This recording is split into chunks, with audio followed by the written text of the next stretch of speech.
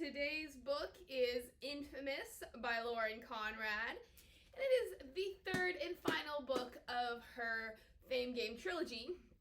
And thank the Lord, it is her final book period. If you've seen my previous reviews of either the LA Candy trilogy or of the Fame Game trilogy, you'll know did not like LA Candy. I thought it needed a lot of work. She obviously got a new ghostwriter for this trilogy because writing wise, it's a lot cleaner. I actually did like Fame Game and Starstruck.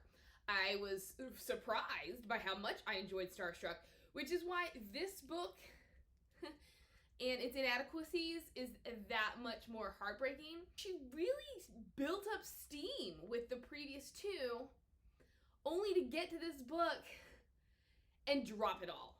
It was incredibly boring. I didn't like the way that she pursued the ends of all these storylines, and it was a struggle getting through it. I actually have to return it today, and I tried powering through it last night, and it was painful. I did a lot of skimming. Even without the skimming, I wouldn't have been invested in this book. But as per the plot, we are picking up where we left off with Starstruck. There are many narrative perspectives. There is Madison, Kate, Carmen, and then Trevor. The basic premise of this trilogy is young women pursuing success in Hollywood, aka the Fame Game, how to make it in Hollywood. There are 4 young women on the show The Fame Game: Madison, Carmen, Kate, and then another girl named Gaby. Madison and Gaby actually are holdovers from the previous trilogy LA Candy, which had been a different reality show, although Gaby really gets no voice and she is the worst character in the entire series. Well, actually, entire both series. We have Madison, who was the Heidi Montag character. She is just a fame whore.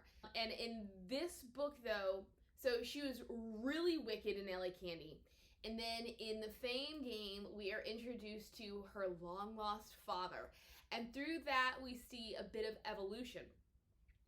When we get into Starstruck, she has taken the fall for a necklace that he stole. She had met a guy in Starstruck, and we find out he has a nefarious past, and so because he doesn't want to be in the public eye, he breaks up with her.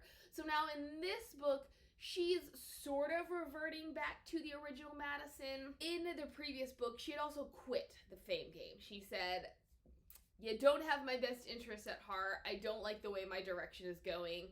So I'm done." In Infamous, she comes back, and although when I say she comes back, it's not as exciting as it sounds, because she quits. It's like the last chapter of Starstruck, she quits. And so when we pick up here, not much time has passed. Maybe a month, but we don't see that month. She comes back because apparently the show is failing without her. There's just no spark. She has a whole contract worth of terms that need to be met in order for her to come back. And so even though she comes back, I still don't see how she has made the show any more interesting. But so she's dealing with the whole, oh, Ryan broke up with me, and now I'm going on all these fake dates for the show, but I really still want Ryan. And then, oh yeah, my dad, I still don't know how to feel about him. And then she does have a sister named Sophie, who's a minor character. And Sophie, really manipulative. She wants to be famous as well, but for some reason she can't pull it off the way that Madison is. So Madison and Sophie have this tension, this struggle between them. That's about it. And then actually no. So the thing with Madison and this evolution is I don't quite understand the suddenness of it or how it occurs, because she's so bad in LA Candy. And that's what made me like her, was it did make her interesting. And then in the Fame Game, I thought it was a little sudden, because she has these trust issues where her dad is concerned because he left them when she was a kid. What I do understand is when she sees him feeling those feelings of longing, of wanting this person to be in her life, this person that she has good memories of. But I thought she went from super distrusting to extremely trustful far too quickly. And then in Starstruck, she is a completely different person. And not that I don't like the kind of person she was in Starstruck, but the evolution just took place far too quickly. And then when we get to Infamous, it's like she's kind of stuck in limbo where she's the old Madison. So where did the old Madison come from if the whole reason that the new Madison quit Fame Game is because she didn't like that kind of lifestyle and she didn't want to be that persona anymore? And then we get this moment. So the thing with Kate and Carmen is celebuspawn, which means she has really famous parents. However, she's trying to earn a name of her own. She wants to be an actress. And within that, she has to act opposite Kate's boyfriend. And because Kate is a nobody, sure, she's on a successful reality TV show, but that doesn't count because apparently reality TV is not good for one's image. That was never sufficiently conveyed to me as to why this is such a problem, except for the fact that over and over and over I'm told it's career suicide. So Kate is an up-and-coming singer who meets this guy named Luke. Even though she's up-and-coming singer, even though she's on a successful television show, she's not good enough for his image. But Carmen is. Even though Carmen is also on the same show, but because she has her family name backing her up, she is approvable. They fake this romance, and Kate can't handle it because she's not from Hollywood. She doesn't understand the game, and eventually she breaks up with Luke. So then in Starstruck, I don't know. Anyways, we get to Infamous, and Carmen in Starstruck had gotten kicked out of her parents' home for reasons that I thought were ridiculous. And the only person that she could reach to go stay at their place was Luke. So this guy that initially she had no chemistry with and was like, I don't want anything to do with him. And then she fakes a relationship with him, and then they fake their breakup, or fake it in that there was really no relationship to begin with. But then when she comes to stay with him, they realize that there is chemistry and they do like each other. With all of this, Carmen has this best friend named Drew, who she has constantly rebuffed. Now, with Carmen's busy filming schedule, Drew, who works for Carmen's father's music company, he starts spending more time with Kate. They all of a sudden in the last book decide that they like each other, and then that bothers Carmen, and now we're thinking, okay, maybe they're gonna get into a love triangle, because obviously Carmen has liked him the whole time. She just hasn't had a reason to acknowledge her feelings. We don't get any of that, but we get a lot of Carmen whining about the fact that Kate and Drew are always together and that Drew is always at their apartment. But this is all going to say Kate and Carmen have never really made up from the whole Carmen is pretending to date Kate's boyfriend scenario, and then Kate kind of cuts ties with both of them. But then they're thrown together into an apartment because in the previous book, Gaby and Madison had been roommates. And then Gaby overdoses and Madison had moved out. And then obviously she quits the show. So they're like the Trevor, who is the producer of the show, the creator, he puts Kate and Carmen together for XYZ reasons. But throughout this whole book, we get the tension of, oh, are they going to make up? Are they not going to make up? Because it was this deal of we're cordial to each other, but we keep doing things to one another that upsets the other person. Then Madison. So this is, I'm coming full circle here, guys. Madison has this change of heart, I guess, because she and Carmen don't get along because they're rivals, essentially, because Madison wanted the spotlight, throw in Carmen, who already has the spotlight, and yeah, there we go. All of a sudden, she is benevolent and wants the girls to make up. Where did this come from? I mean, my problem with this book is there's just no development. I don't understand why things are happening the way they're happening. And so Kate, she'd had a hit on YouTube covering a song that had been noticed. This video had been noticed by a celebrity. Celebrity had tweeted it and blah, blah, blah. Then getting on the show, she had another hit song. She suffers from stage fright. Things happen with that, but she really begins to rely on Drew as someone she can have confidence in for his support. In the previous 2 books, Trevor had said, no, you cannot sign with anybody.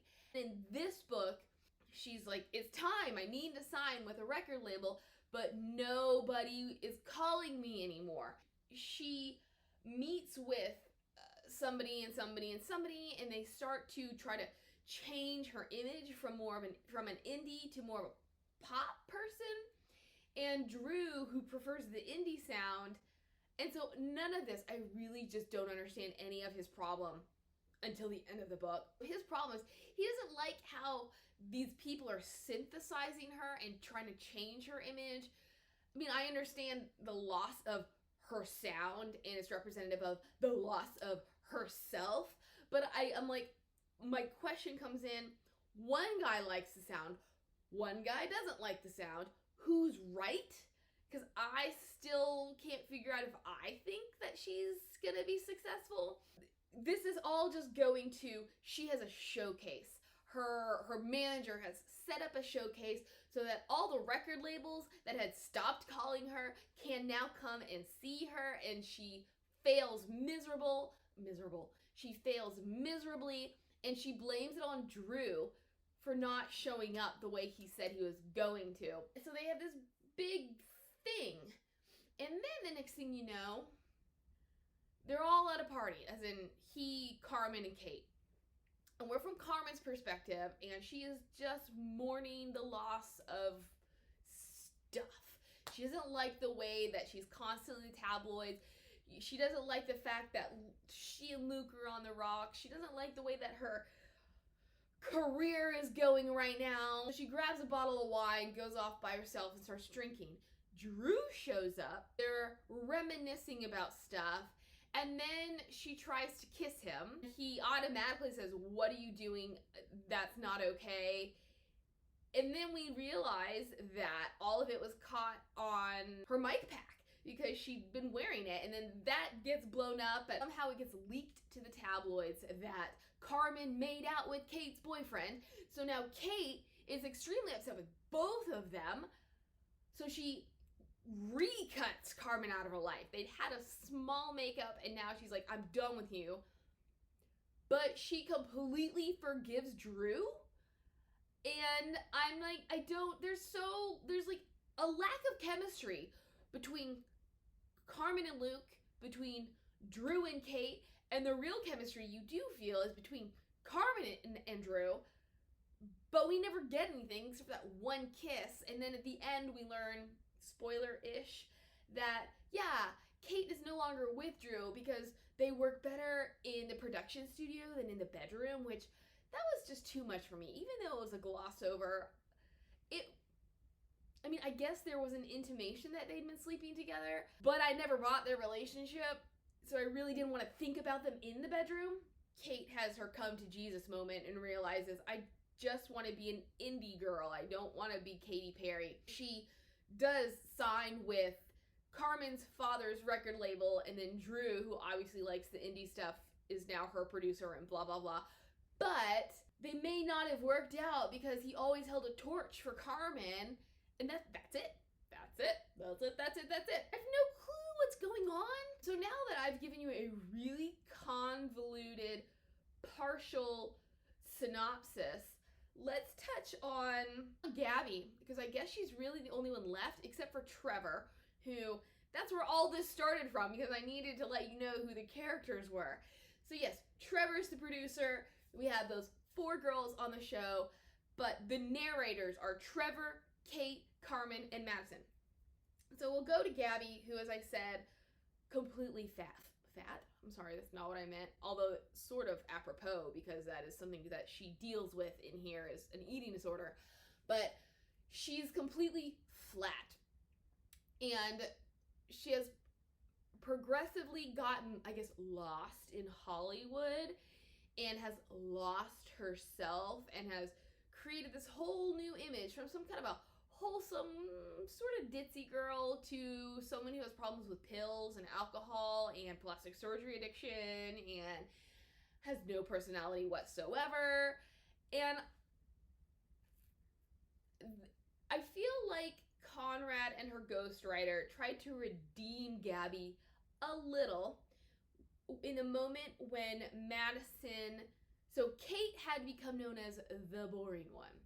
So Madison realizes, maybe I could help her, because this is part of her new benevolent kick. And so she's like, I'm going to teach Kate the ways of being exciting on camera. And in the midst of this teaching, I'm going to tell her, well, you don't think Gaby's really that stupid, do you? And Kate, of course, is saying, are you sure about that?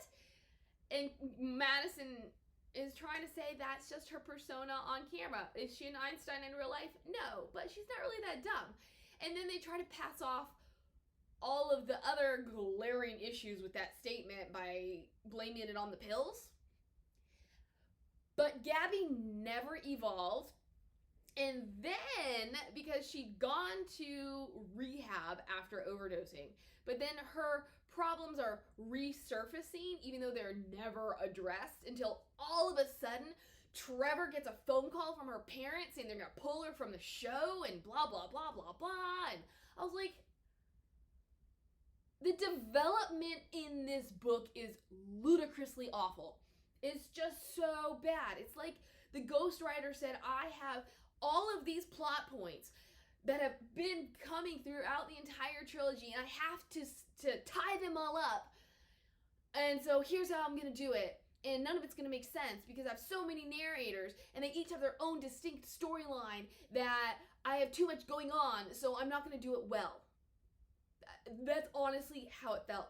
And I have complained about that from the beginning of LA Candy through this book. Too many narrators, and they each have their own distinct plot lines.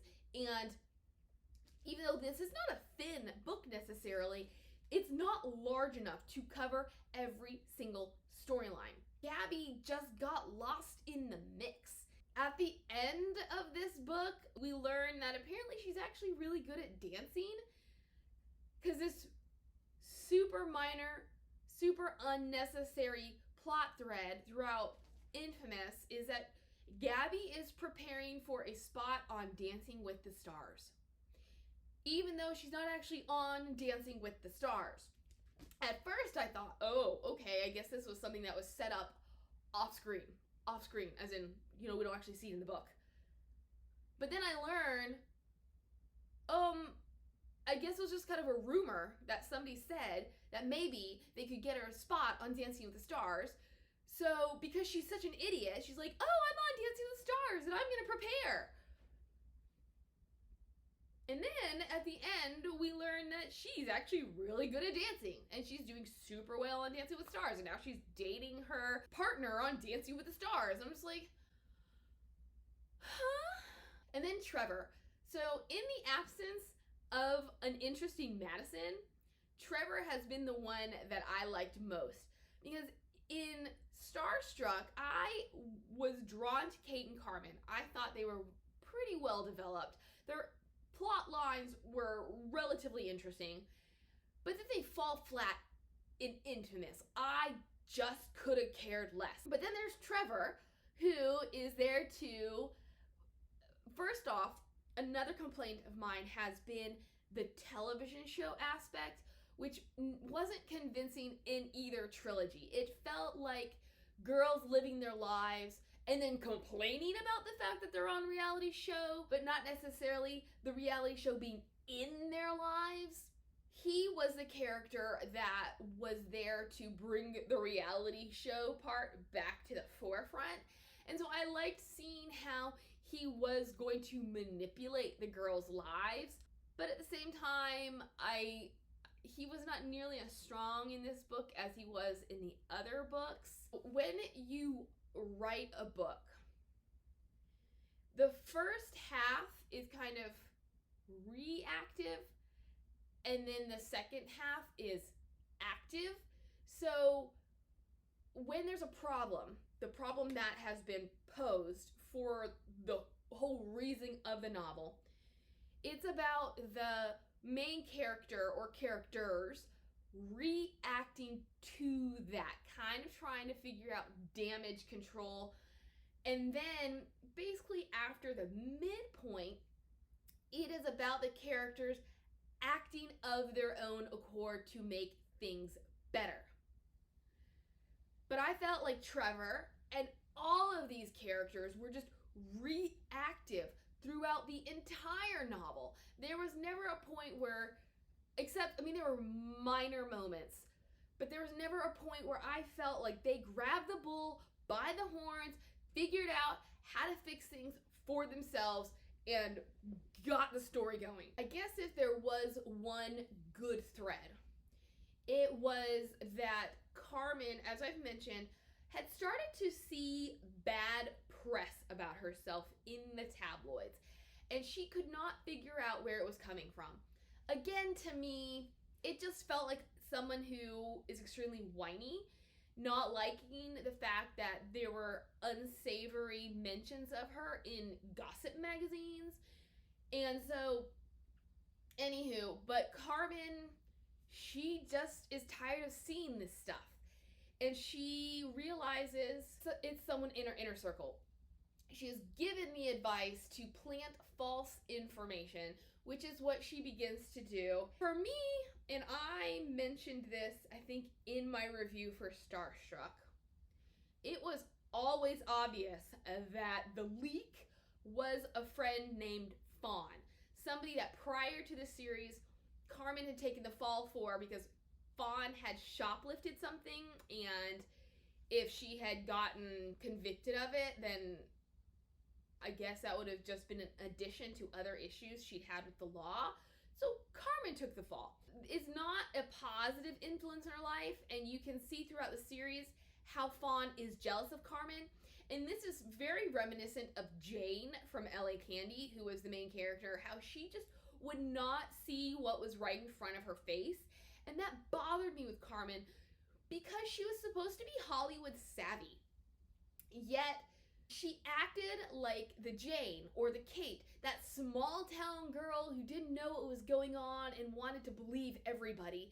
And so while I liked that quality of her, because those are qualities that I prefer in a character, I also thought it was out of character. I always thought it was Fawn, and you can see throughout this novel and throughout the others how Fawn is jealous of Carmen's success, because all Carmen has managed to succeed in her acting career is having voiceover work. And so you're like, the little jives, the little things, the little this, little that, you're like, Carmen, why don't you see that this is not a mutually beneficial relationship? That Fawn is using you. Finally, at the end of this book, we learn, yes, it is Fawn who was the leak after a couple red herrings and misfires, and Carmen's like, oh, how did I not see that? Exactly. Oh, although there was kind of another plot point, another subplot that had potential. Let me read you the Dust Jacket. Filming for season 2 of the Fame Game has begun, and star Madison Parker is doing something she never thought she'd do, avoiding the Pop TV cameras. She knows Trevor will come groveling, and that she'll go back to the show eventually, but on her terms. Fame can turn a girl into a pawn, and Madison knows that's not the life she wants. Fame can turn a girl into a target too, something her Fame Game co-stars are quickly learning.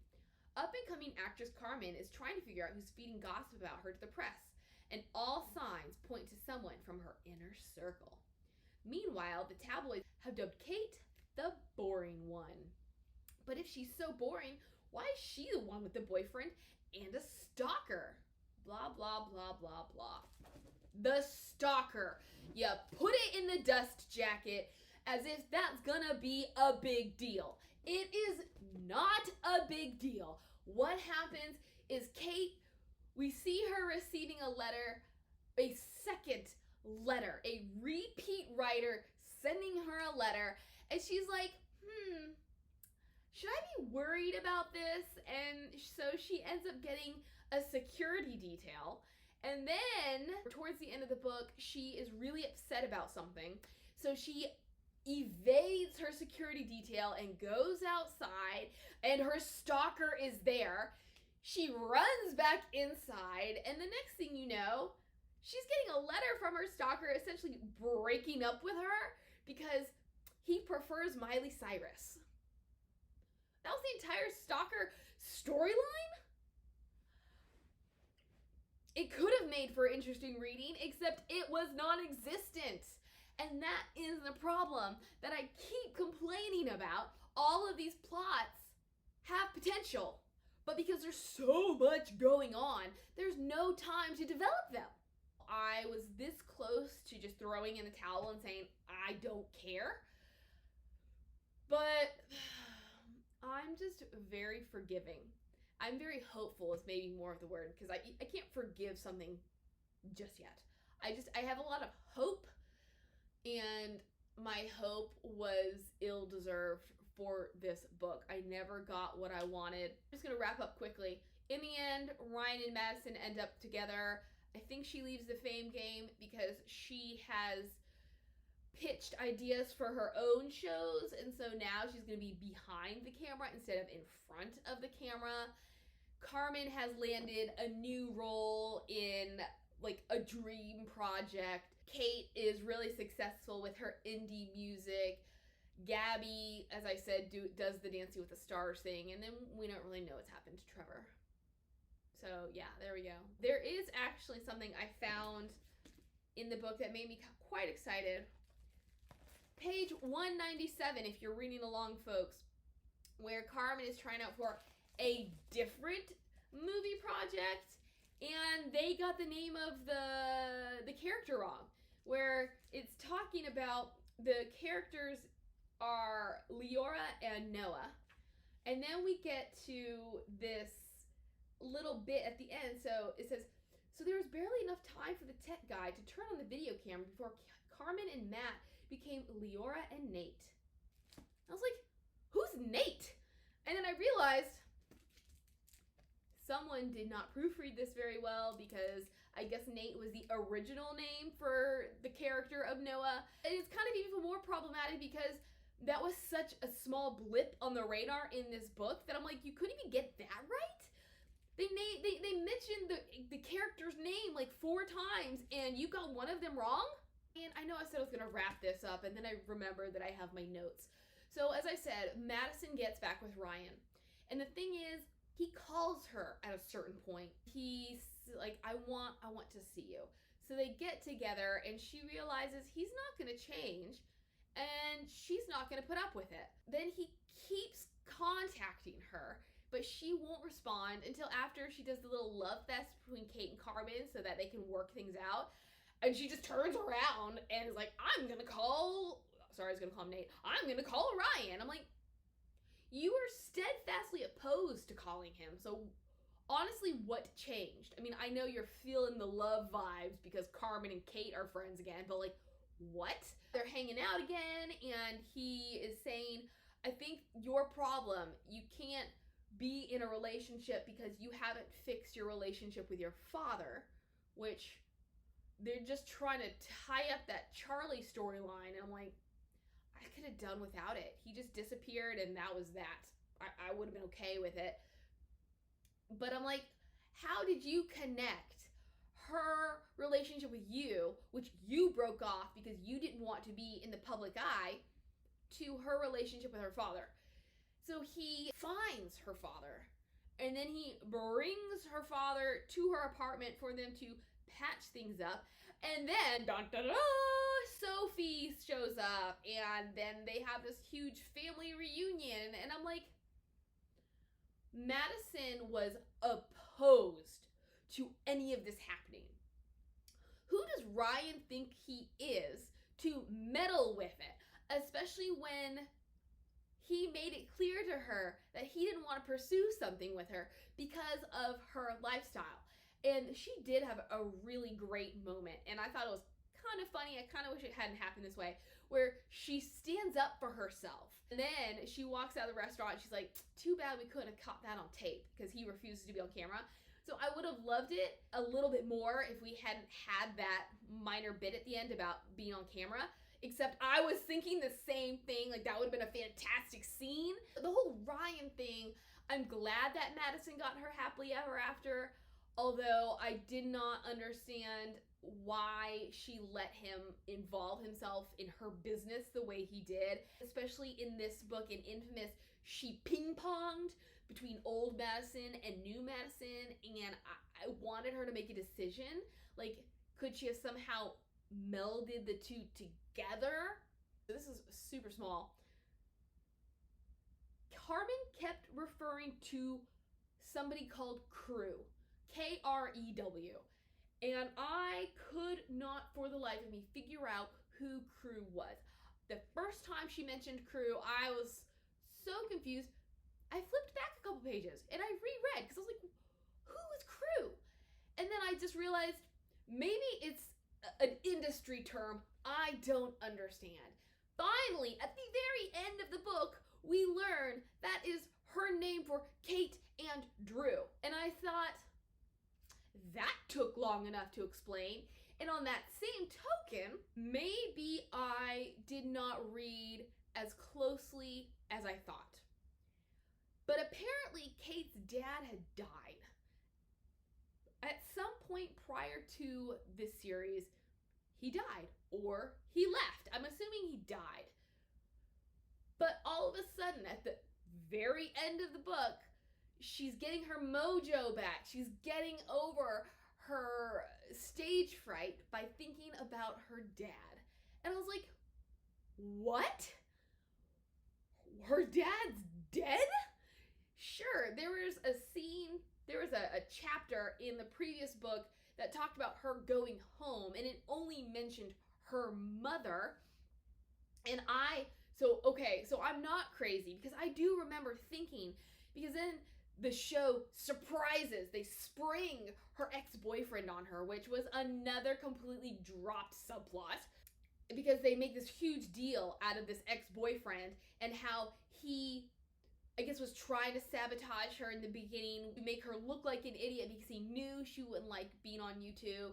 And then once she gets on the fame game, he's talking to her all the time, like emailing her and calling her and texting her. And so he's being built up as this character eerily similar to Caleb in LA Candy, as someone who is going to be using Kate because of her fame. And then all of a sudden, when she does her little home visit, he's sprung upon her and he essentially attacks her for changing whatever. But then the mother backs him up on it. It's like, yeah, Kate, you're not who you used to be, blah, blah, blah, blah, blah. And so I was thinking, why doesn't Kate just run to her dad? So I'm not crazy in thinking, what? He died? But so, yeah, there were all these things. As I said, this plot, everything in Infamous was so underdeveloped, and it was trying to be dealt with all the things that maybe the ghostwriter didn't think that they had fully achieved in the previous two were now trying to be finished here. And it was just too much. And I was like, that dad being dead thing was icing on the cake, because that was a complete non-issue. She never thought about her dad throughout this series. She never made him a reason for her love of music. This whole thing about remembering a song they used to sing, like, that was never anything that she would reflect back upon to self-soothe. And then all of a sudden her dad is an important part in her overcoming her stage fright? The last thing, and I promise this is it, I think I got off track when I was talking about Kate forgiving Drew. When Carmen kisses him, and then Kate cuts both of them out, because she even got the producer to play the sound clip for her. And so I don't understand why once she realizes it wasn't a makeout session, it was just a kiss, why she was so readily able to forgive Drew but not Carmen, except for the fact that, yes, Carmen keeps going after Kate's men. But I guess maybe it's hormones, where a girl, if she likes a guy and she's not really ready to be done with him, that's why she's like, oh, okay. All right, it's all right. Like, I know, even though you should have told me, I understand why you didn't, and now we're hunky-dory again. I thought that was a bit unbelievable. Okay, so I know I told you I was going to be done, but talking about Drew and Luke and all that stuff, I thought Luke and Kate had good chemistry in the first book. So what I was really surprised about was in the next two books. First, in this one, Kate completely over him. And I don't know when or where that happened. But then Luke is getting these moony looks on his face whenever he talks to Carmen about Kate. And even when, so I said Carmen moved in with Luke, and then Luke goes to Australia to film a movie. So they're talking on the phone or whatever, and he mentions all the girls except Kate. So we're in Carmen's perspective, and she says, well, if he's not going to ask about Kate, I'm not going to tell him about Kate. So you still get the feeling that he likes Kate. And then all of a sudden, so not only was he doing whatever he was doing with Carmen, but now he's in a relationship with his co-star in Australia. And I'm like, that plot line got away from this ghostwriter because it didn't make sense. That was one of the more dynamic storylines, is because you wanted Kate and Luke to be together. You wanted them to be able to work through this whole Hollywood mess. And they never do. She breaks up with him in the first book. There's weirdness in the second book. There's whatever there is in this third book. And then Kate is single at the end of the trilogy. And Luke, I guess, is now a playboy who could be dating anyone. I don't know. Anyways, that's really it for this novel. Third time's the charm. I think that is the third time that I said that I was going to wrap it up. And I promised, or I promised. And now I've made good on my promise. And I'm so glad this book is over. So I will see you